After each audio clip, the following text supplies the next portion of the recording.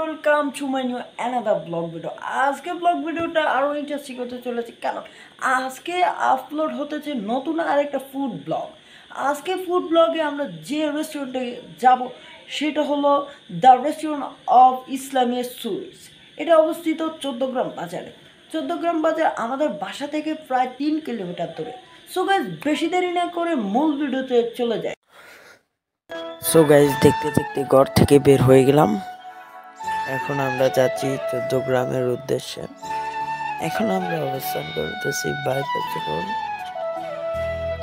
So guys, যারা আমার চ্যানেলে নতুন, প্লিজ সাবস্ক্রাইব করে দিবেন এবং ভিডিওটা ভালো লাগলে লাইক কমেন্ট শেয়ার করবেন। আমরা এখন যে রোডে আছি, এই রোডটা অনেক সুন্দর। এই রোডের চারিপাশে গাছপালা। গ্রামের ভিতর দিয়ে রোড হলেও এটা অনেক একটা সুন্দর জায়গা, কোনো ভাঙা নাই।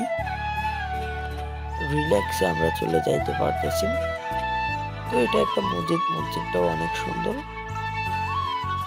এটা হলো একটা ব্রিজটা অনেক সুন্দর।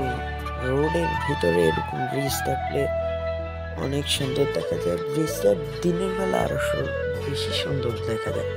আসলে নতুন আরেকটা ব্লগ আপলোড দিব দ্য মডেল মসজিদ এবং বিভিন্ন সৌন্দর্যময় মসজিদ নিয়ে। আর সামনে আপনারা দেখতেছেন পল্লী বিদ্যুৎ অফিস। এখানে কারেন্ট উৎপাদন হয়। এখান থেকে আমাদেরকে কারেন্ট নেওয়া বা বন্ধ করা হয়। তো গাইস, সামনে দেখতেছেন একটা ট্রাক।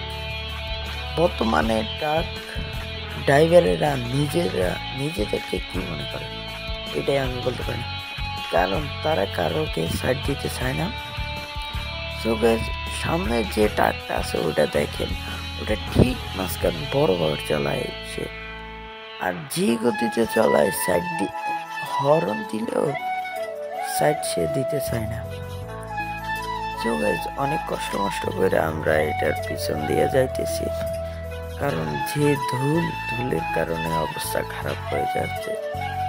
বর্তমানে যে গরম পড়ছে, এই গরমে ধুলের পক্ষে আরো বেশি ক্ষতিকর। সো গাইস, দেখতে দেখতে আমরা 14 গ্রাম বাজারে চলে আসলাম। সো গাইস, চলেন 14 গ্রাম বাজার ভিউ দেখেন। 14 গ্রাম বাজার অনেক ব্যস্ত একটা বাজার, এখানে অনেক মানুষ থাকে। সো গাইস, মডেল মসজিদের পাশাপাশি কাছি প্লেস নিয়েও আমি আরেকটা ভিডিও আপলোড দিতে চলেছি অতি তাড়াতাড়ি।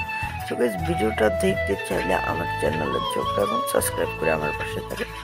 সো গাইস, এটা হলো ইসলামিয়া সুইটস অ্যান্ড রেস্টুরেন্টের বাইরে। সো গাইস, এখন আমরা ভিতরে যাচ্ছি। ভিতরের জায়গাটাও অনেক সুন্দর।